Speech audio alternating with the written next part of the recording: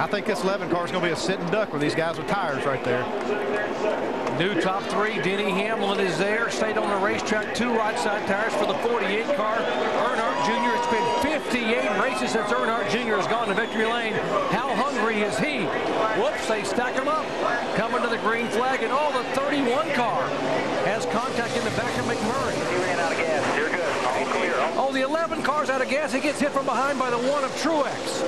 He gets nailed. Here comes the 5 car spinning around. Truex has wiped out the 5 cars backwards.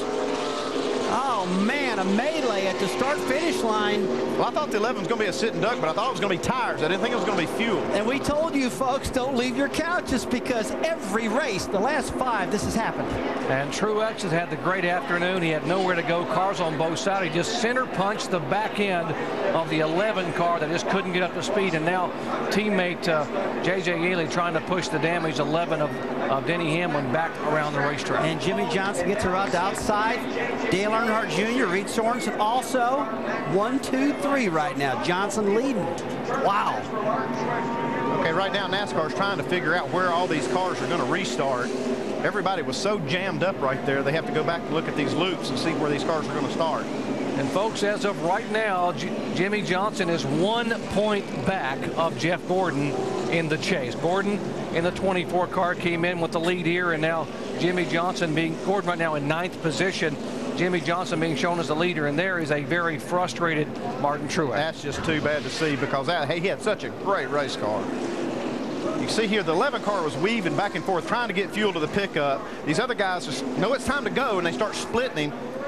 See here, Martin Truex could not see that car wasn't going. There's a 31 car, Jeff Burton on the outside. He hit in the back awful hard at Jamie McMurray because he anticipated they were going to go. And man, yeah, Truex was also right behind the 07 of Boyer, and Boyer moves to the inside. Now watch the 07 move to the inside, and the 1 car is right behind him. Well, you see, they're past the point of the restart, and they're expecting the leader to go, and he hasn't gone yet. It just has everybody confused. And nobody's at fault here, guys. This is hardcore racing with 3 or 4 laps to go, and this is what to expect. Stay in the middle. Just knocked my eye out. And if you're Kyle Busch, how costly was that slow pit stop that had you back behind this mess? Well, he was just a victim here because he was behind all of it. Green flag. He's out of gas. He's out of gas. Well, come on, come on. He could have been right in the middle of this stuff too, so really no safe place to be on that. Well, folks, coming up next, except on the West Coast, ABC's World News or your local news over most of these ABC stations. In tonight's headline, earlier this year, remember, a New England furniture store offered furniture would be free if the Red Sox won the World Series. That looks like a pretty bad bet. We'll update that and more ABC World News, except on the West Coast, coming up next. That's why we call it gambling right there. It's when you got something to lose, and you can see how much this 11 car lost by gambling on that, staying out with no fuel, tires. Too bad for Martin Truex. Man, he had a great race car. Really bad for Martin. He is just so frustrating. You can't blame him whatsoever. I mean, doing so good for Dale Earnhardt Incorporated, just flying all day long. Well, DEI's got 1 shot left. Dale Earnhardt Jr.'s in 3rd.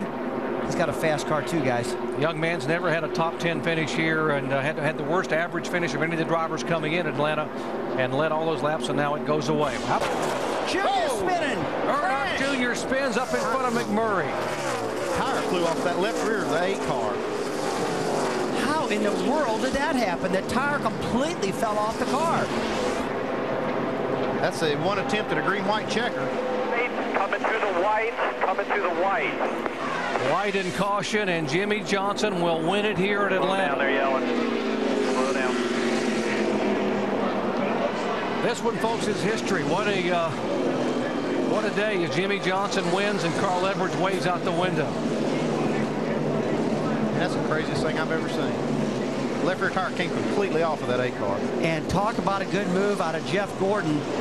When that crash happened off of 2, he stood in the throttle and he picked up like 3 positions.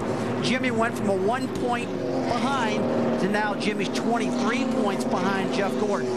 But boy, he picked up a lot of ground today on Jeff Gordon. Good to see Junior get out of the car here. That was a pretty good lick. Junior's probably thinking, what in the world just happened? Dave Burns.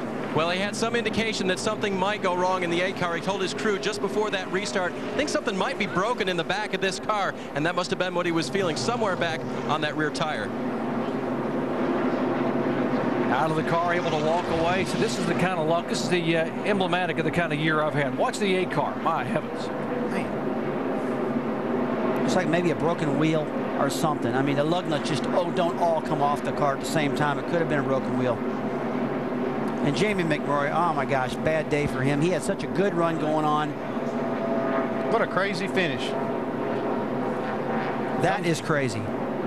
Comes off there right up in front of Jamie McMurray. And suddenly a day he thought might end up in victory lane ends up with disappointment once again. And there's 2 fellas that didn't do anything wrong at all. Jamie's just a victim, and Junior broke a wheel. Well, the DEI guys sure did have tough luck. Jimmy Johnson picks up his 8th win of the year.